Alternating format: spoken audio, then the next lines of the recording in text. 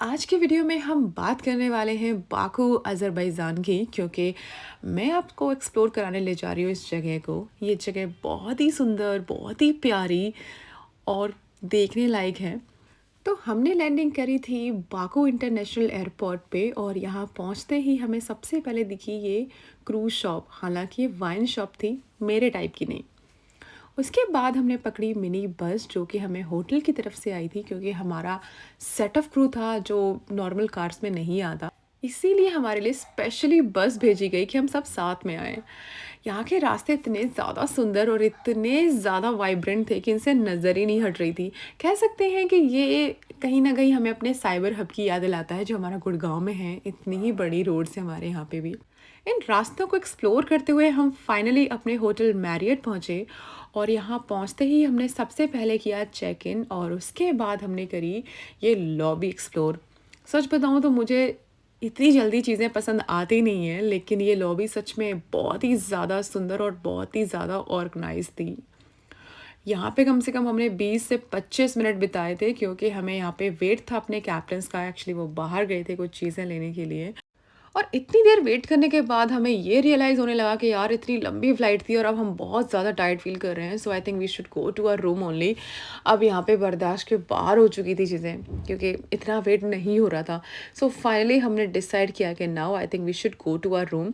तो ये है हमारा रूम, और आज की रात हम यही निकालने वाले थे, क्योंकि कल सुबह हमें निकलना है बाकू एक्सप्लोर करने के लिए। तो सुबह हो चुकी है और यहाँ पे मैं जा रही हूँ रेडी होने के लिए, क्योंकि सोचा है कि सीधा रेडी होते हैं, उसके बाद ब्रेकफास्ट करेंगे एंड देन हम बाहर निकल जाएंगे, क्योंकि टाइम हमारे पास लिमिटेड है। तो यहाँ पे मैंने शुरुआत कर दी है अपने मेकअप से, और पता नहीं क्यों मुझे पिछले 2 सालों में मेकअप इतना अच्छा लगने लगा है कि इसके बिना मैं बाहर जाना आई डोंट थिंक कि मैं प्रेफर करती हूँ, लाइक स्पेशली इंटरनेशनल में। घर पे और दिल्ली में तो मैं बिना लिपस्टिक के भी चली जाती हूँ। खैर, तो यहाँ पे सबसे पहले मैंने फाउंडेशन किया है, उसके बाद मैंने ब्लशर लगा के आई जस्ट यूज़ हाइलाइटर मेरे चिक्स बोन को दिखाने के लिए। इसके बाद आई थिंक कि मेरा बेस रेडी हो चुका है and now I am just trying to give last touch मेरे चिक्स को। और अब चिक्स बोन के बाद बारी है आईब्रोज़ करने की, और इसके बाद ऑलमोस्ट मैं रेडी हो जाऊंगी, क्योंकि इसके बाद सिर्फ लिपस्टिक बचेगी। तो मेरी आईब्रोज ऑलमोस्ट हो चुकी है रेडी, और मैं बस अब निकल रही हूँ बाहर जाने के लिए, क्योंकि नीचे सब मेरा ब्रेकफास्ट टेबल पे वेट कर रहे हैं। क्योंकि इंटरनेशनल में हमारा सबसे बड़ा फोकस ही ब्रेकफास्ट पे होता है, क्योंकि हमें यहाँ पे खाना नहीं मिलता, हमें ढूंढना पड़ता है बाहर खाना, और उसमें काफ़ी टाइम निकल जाता है। तो हमने सोचा कि पहले अपना पेट अच्छे से भर लो, फिर हम बाहर जाएंगे। तो ब्रेकफास्ट के बाद हम यहाँ पे वेट कर रहे हैं कि हमारे कैप्टन्स आए नीचे, तो हम एक साथ कहीं निकल पाएँ, क्योंकि रात को इसी चीज़ की प्लानिंग करी थी हमने वेट करके। तो अभी तक कैप्टन्स तो नहीं आए, तो हमने सोचा चलो इसके बाहर का एरिया ही एक्सप्लोर किया जाए तब तक। जैसे ही हम बाहर निकले हमें पता चला कि मैरियट होटल के जस्ट पीछे पूरा का पूरा ओशन था, जिसे हम कहते हैं कैस्पियन सी, जो हमने कभी किताबों में पढ़ा था। हमें ऑलमोस्ट 8 घंटे हो गए थे और हमें पता ही नहीं था कि ये सी के किनारे का ये एरिया है, और हमारा होटल इसके किनारे पे ही बना हुआ है। इसे एक्सप्लोर करना जस्ट लाइक अ ड्रीम। तो हम इतनी जल्दी भाग के इसके पास पहुँचे, और आप देख सकते हो कि जो एरिया है इसे इतनी अच्छे तरीके से ऑर्गेनाइज किया गया है, आपको फील ही नहीं हो रहा है कि आप एक ओशन के किनारे पे चल रहे हो। हम यहाँ पे ऐसी सिचुएशन में थे कि हम अपने कैप्टन्स को थैंक्स बोल रहे थे कि थैंक गॉड आप लोग लेट हो गए और हमने इस चीज़ को एक्सप्लोर कर पाया, क्योंकि हम तो बाहर जाने का सोच रहे थे और हमें आइडिया ही नहीं था कि होटल के पीछे कुछ ऐसा भी है जिसे हम देख सकते हैं। तो हम यहाँ पे इतनी जल्दी भाग के पहुँचे और हमने ये सारी जगह एक्सप्लोर करने की कोशिश करी है। सो फाइनली हम लोग इसके किनारे पे हैं, और ये है कैस्पियन सी, द ब्यूटी।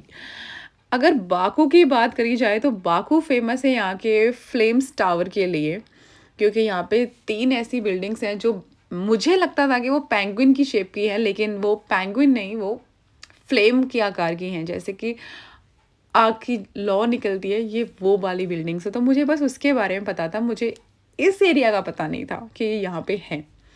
तो इसे एक्सप्लोर करने के बाद, इसकी ब्यूटी को देखने के बाद हम लोग निकल गए बाहर घूमने के लिए। सो फाइनली हमने सोचा कि हम आज जाएंगे ओल्ड बाकू, जो कहते हैं ओल्ड टाउन के नाम से जाना जाता है। तो कैस्पियन सी एक्सप्लोर करने के बाद अब हम जा रहे हैं ओल्ड बाकू देखने के लिए। लेकिन इस होटल की जो ब्यूटी थी वो इतनी ज़बरदस्त थी अपने में कि इतना मन को मोह रही थी। खैर, अब हम आ गए हैं अपनी कैब में और मैंने सोचा कि चलो इस जगह को कैप्चर किया जाए। तो ये है यहाँ की बिल्डिंग्स जो मैंने दिन में कोशिश करी है कैप्चर करने की, और ये यहाँ के ट्रीज़। हालाँकि हर जगह सेम है लेकिन परछाई इसकी काफ़ी सुंदर लग रही थी। So finally after half an hour हम लोग पहुँचे ओल्ड टाउन ऑफ बाकू। और कहीं न कहीं ये पता नहीं एक छोटा-सा इटली वाला टच दे जाती है यहाँ की बिल्डिंग्स, थोड़ा-सा यूरोपियन टच।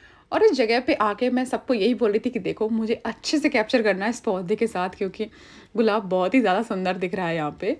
तो हमने यहाँ से वॉक शुरू करी ओल्ड टाउन में, क्योंकि प्रॉपर रोड्स बनी हुए हैं यहाँ पे वॉक करने के लिए, इस जगह को एक्सप्लोर करने के लिए। तो हमने ये वॉक शुरू करी जो कहीं न कहीं 2 से ढाई घंटे की वॉक थी, जिसमें हमने हर जगह एक्सप्लोर करी है। सो सबसे पहले आप देख सकते हो सामने जो बिल्डिंग है इसको ही कहते हैं फ्लेम टावर। उसके बाद हमने सोचा कि चलो कुछ चीज़ें खरीदी जाएँ जो यहाँ की स्पेशली निशानी हो। कई सालों से मैं कुछ चीज़ें इकट्ठी कर रही हूँ जो मुझे उस पर्टिकुलर जगह की याद दिलाती हूँ। तो मैं सबसे पहले नोट्स इकट्ठे करती हूँ हर कंट्री का। इसके साथ ही मैंने फ्रिज मैग्नेट्स इकट्ठे करने शुरू करे हैं, और इसके साथ ही मुझे लीव्स इकट्ठा करना बहुत पसंद है, क्योंकि कुछ पेड़ कुछ जगहों पे ही मिलते हैं, हर जगह पे नहीं मिलते। तो मैं यहाँ पे लहराती मटकती हुई चली जा रही हूँ, क्योंकि रास्तों का तो पता है नहीं, फर्स्ट टाइम ही था हम सबका लेवर। और मैं तो खुद को बहुत लकी मानती हूँ, क्योंकि मैंने ये जो फ़्लाइट है वो ओपन फ़्लाइट से ली थी, मेरी कोई रोस्टर फ़्लाइट नहीं थी ये। यहाँ के लोग भी बहुत ज़्यादा अच्छे हैं, आपको समझ नहीं आएंगी उनकी ज़्यादातर बातें, लेकिन मोस्टली हिंदी बोलते हैं। इनको अच्छे से पता है कि नमस्कार किसे कहते हैं, अच्छे से पता है कि लोगों से बातचीत कैसे करते हैं, क्योंकि ये यहाँ पे टूरिज़्म को बहुत बढ़ावा दे रहे हैं। तो इन्हें इंडियन लैंग्वेज और इंडियन मूवीज़, सॉन्ग्स सब पता है। तो चलिए अब हम कुछ नया ट्राई करते हैं, चेक करते हैं यहाँ पे हम और क्या देख सकते हैं। तो घूमते फिरते हम इस जगह पहुँचे जहाँ पे इतनी सारी वैरायटी, इतनी सारी चीज़ें। और सच बताऊँ तो मैं इतनी कंफ्यूज थी कि समझ ही नहीं आ रहा था कि मैं क्या खरीदूँ और क्या छोड़ूँ। उसके बाद हमें रियलाइज़ हुआ कि हमें भूख लग रही है और हमने बहुत वॉक कर ली है। तो हम ट्राई कर रहे हैं कि हम कहीं चलते फिरते, घूमते फिरते कहीं ऐसी जगह पे पहुंच जाएं जो हमें एक प्रॉपर रेस्टोरेंट मिल जाए, जहाँ पे कुछ फूड मिल जाए जिसे हम खा पाएँ। और इंटरनेशनल जाने की सबसे बड़ी दुविधा ये हो जाती है कि आपको फूड के लिए बहुत भटकना पड़ता है। अगर आप प्रॉपर वेजिटेरियन हैं तो आपकी हालत ख़राब हो सकती है, फिर तो आपको प्रॉपर रेस्टोरेंट ढूंढना पड़ेगा, इंडियन रेस्टोरेंट। खैर, वहाँ तक जाने से पहले मैं आपको ये जगह एक्सप्लोर कराऊंगी मेरे साथ, क्योंकि मुझे अच्छा लग रहा है यहाँ पे वॉक करना। और ये जो पीछे की जो जितनी बिल्डिंग्स थी, स्पेशली ये, मुझे ऐसा लग रहा था कि ये तोरणा का किला है जो शिवाजी महाराज ने बनवाया था महाराष्ट्र में। बहुत ही सुंदर है।